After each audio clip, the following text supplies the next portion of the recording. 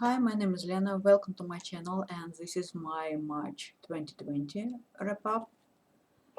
I am out of habit of doing that, and I am quite intimidated by the fact that I have to talk about books. So sorry about that. I absolutely failed in March with the memoirs. The only memoirs I have read was The Way We Live Now by Anthony Trollope.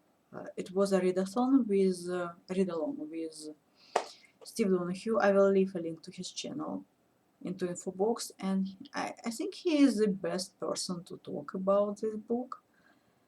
In my experience, it was the first book when I didn't like any characters apart from Lady Carberry. Sorry, guys.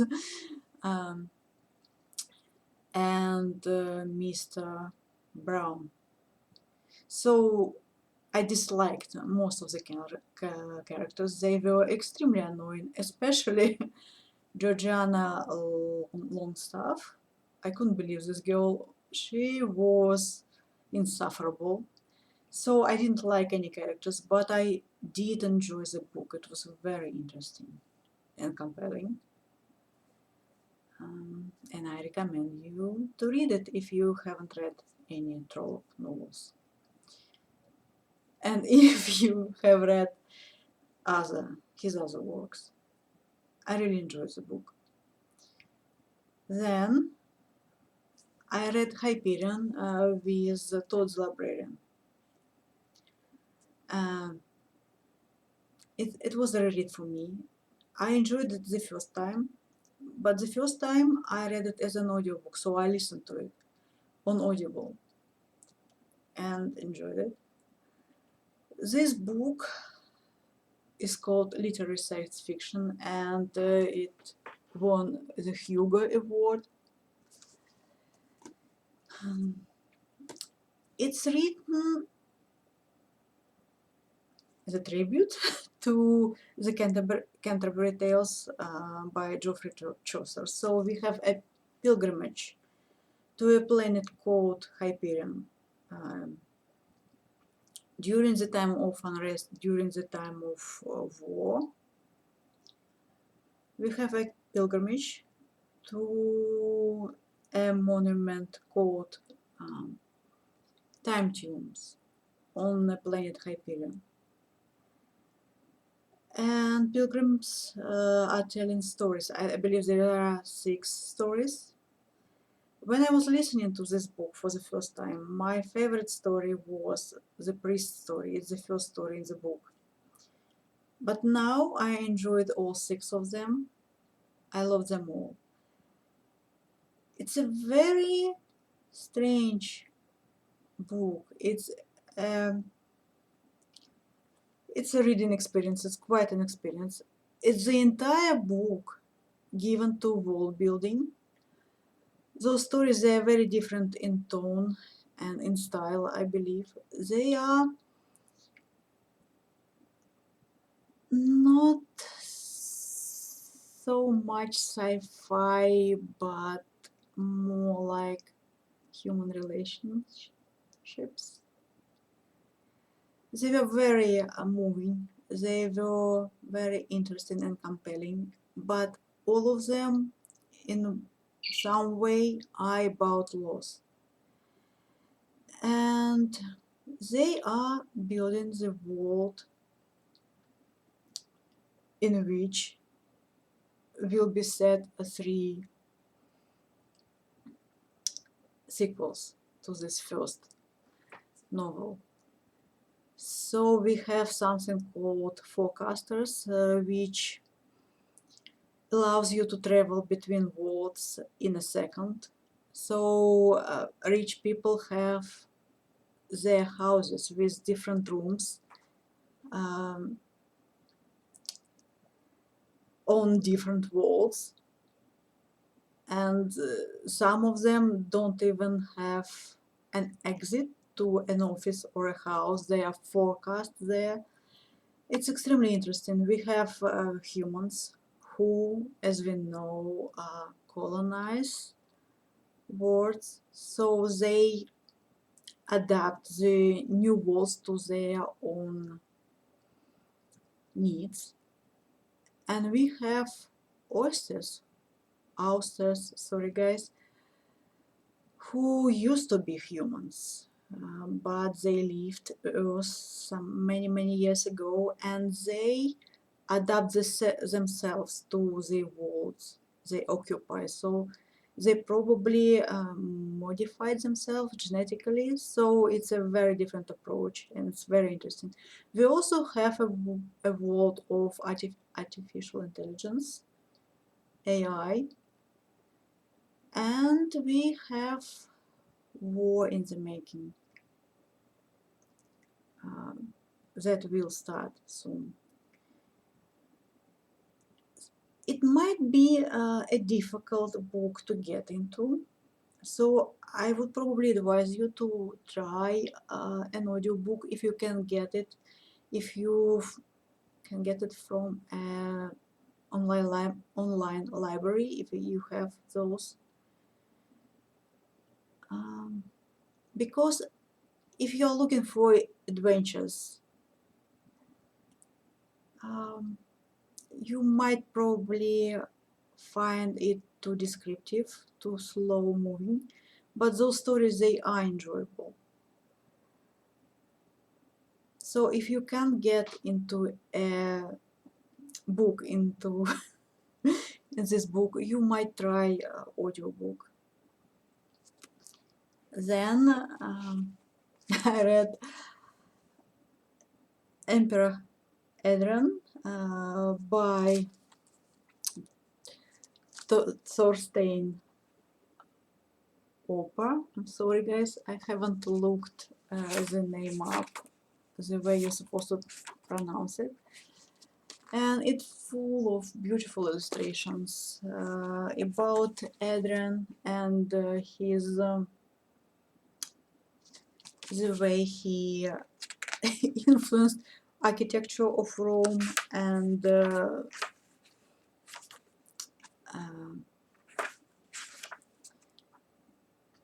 world itself while he was an emperor. It doesn't contain a lot of information, Hadrian himself. It's a very beautiful book, and it has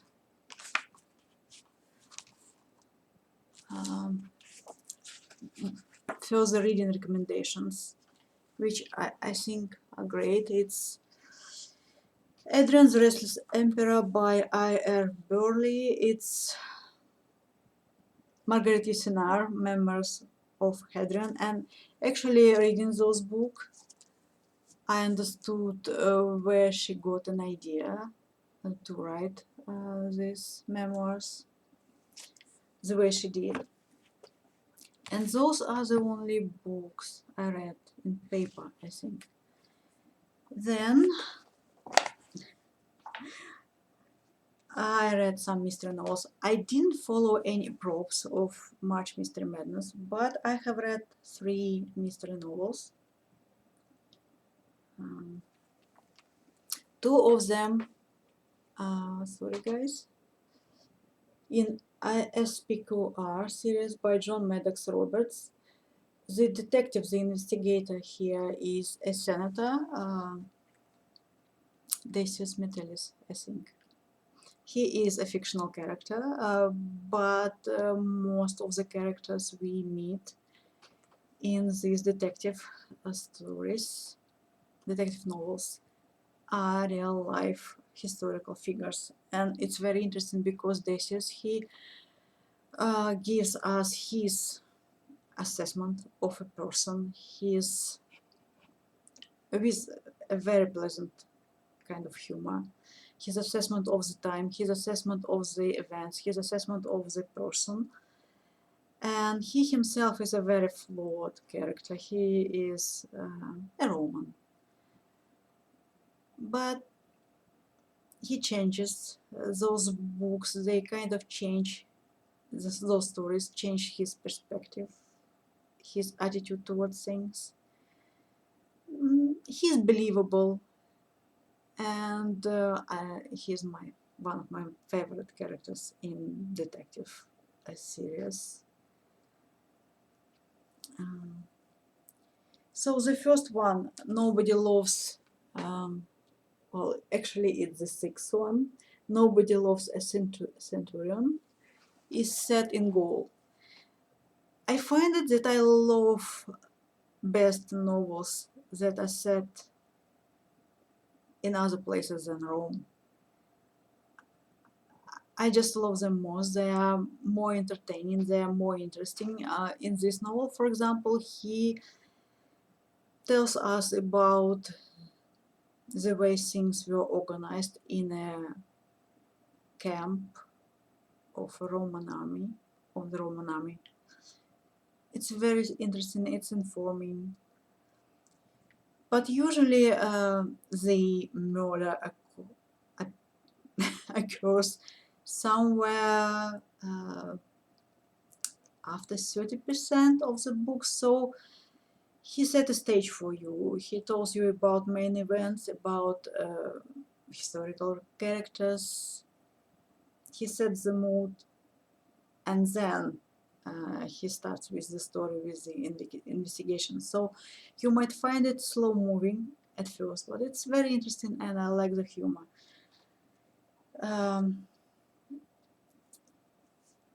Sorry, guys. Then the seventh book in the series, the Tribune's Curse. It takes place in Rome. So Julius Caesar, it's also set during the last years of the Roman Republic. So Julius Caesar is in Gaul. Crassus wants to go with a war on.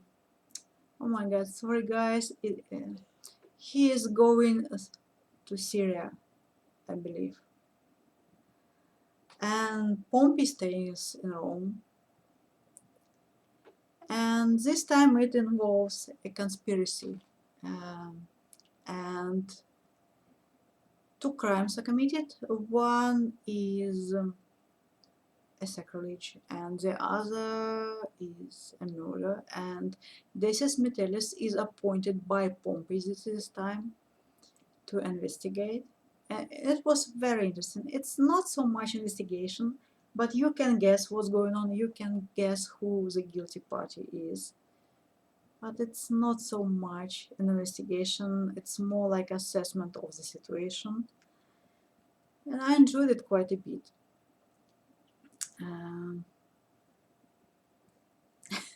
Sorry, I can't tell you more. I believe these books you can read out of order, but the first one is highly enjoyable, and they are very enjoyable. I advise you to start with the first one, which I cannot remember right now, but I will leave a link to this first book into info box, to the Goodreads page of it. Sorry guys, I cannot talk today, I'm sorry. And I can see that I am taking up quite a lot of your time. Then I have read the, oh my God, it's the sixth book in the Cases of Pliny the Younger series by Albert A. Bell Jr., Fortune's Fool. This time Pliny the Younger finds a skeleton on his own property. It also happens somewhere along 30% of the book, after 30% of the book somewhere.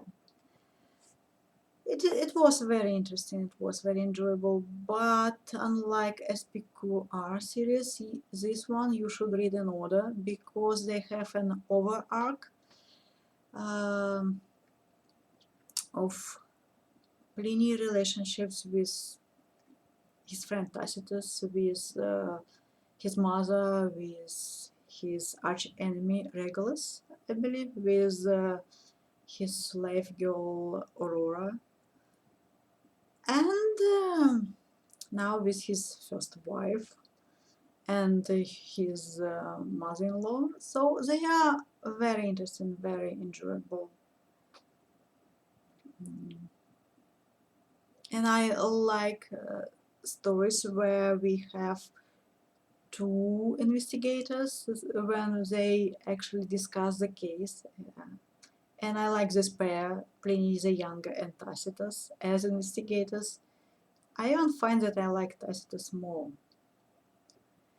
So this time, Pliny the Younger, he investigates this skeleton. He has found this murder that was committed more than 20 years ago, because he wants to know the truth about his father. He suspects his father of having something to do with this murder. It's a very interesting book. It's a bit on roasted. It's written as though through the rose-tinted glasses. Some things are just too convenient. That's why I prefer SPQR books. But I have tender spot for this one, this series too. And then I read a smallish book and a very strange book for me. It was Kissing, a Field Guide by Violet Blue. I was purchasing some books in Russian from an online shop here, and this book was offered as a gift to me when I reached a certain sum, but I didn't take it. I took another one, but still I was curious, so I bought it from Kindle.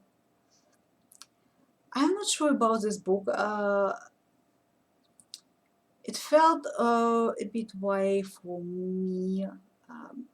I think it's I'm not sure about the target audience of the book, of the age of the target audience of the book, because for me it felt very much YA and was centered about the first kiss, but at the same time it was too adult at places for YA, and I'm not sure that I would have given this book to my niece.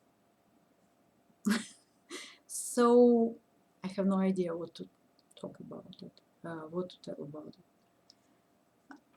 I don't want to make an April TBR. We are 5 days into April already. I don't want to make any TBR because I like the freedom. I like the freedom to choose whatever I want to read next on the spot. I like that I didn't have any obligations. And it allowed me to read the entire Murder Board Diaries almost in one go. I loved it at first, and I was a bit disappointed by the fourth book. I pre-ordered the fifth book. I am hoping that this time characters, supporting characters, will be given characters and not just functions to perform. I hope that this fifth book will have subplots, will have stories behind those supporting characters, will have much more meat on its bones. I'm hoping for it. So I'm finishing Letters of Pliny the Younger. I have read all the letters. His speech in honor of Trojan, Emperor Trojan, is the only bit that is left to me here. On my Goodreads page, I have probably 15 books going, and it's my goal to take those books from the list. So I will try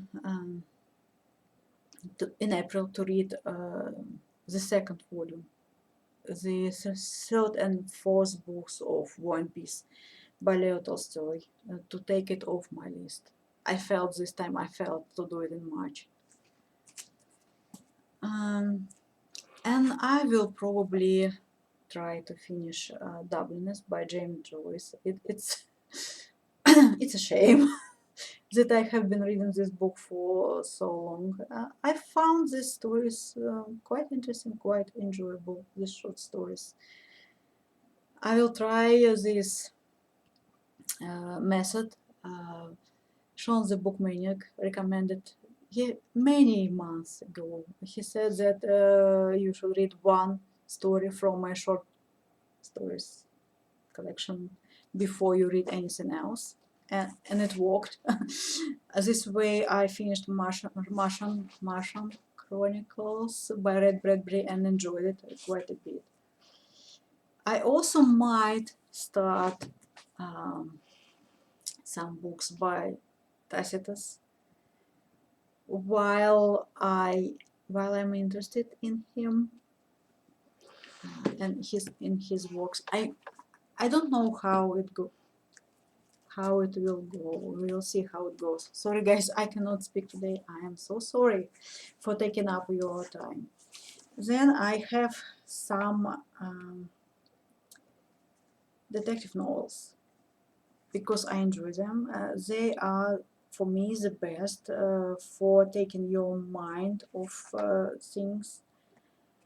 And I bought some new. I also have some titles. Well, I have started, I believe, The God Help Those. It's the 7th book in Pliny the Younger notebooks by Albert A. Bell Jr. And next month, sometime during this year, maybe in April, maybe in May, the 8th book coming out, and I pre-ordered it. Then some recommendations by Steve Donoghue. I will leave a link to his channel. Nefertiti by Nick Drake. It's a detective novel set in ancient Rome.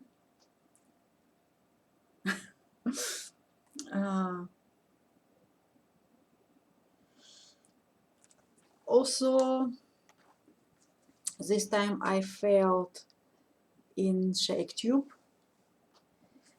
2020, so I might read some of the plays.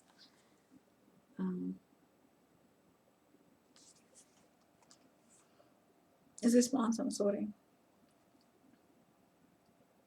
And this book was also Steve Donoghue's recommendation. I believe he mentioned this series. And the best recommendation is that you cannot find these books secondhand, so they are loved. People are keeping them. And I believe he also said that there is no weak book in the series. He didn't find any weak book in the series. And those are the book that The Expanse, the TV series, are based on. I also have wanted for quite some time to read this detective novel, Hamlet Revenge by Michael Innes. And in Russian, I'd like to read Macbeth, Hugh Nesby sometime. So that's all. Thank you for your time. Thank you for watching. Goodbye. Happy reading. Take a good care of yourself and stay safe. Goodbye.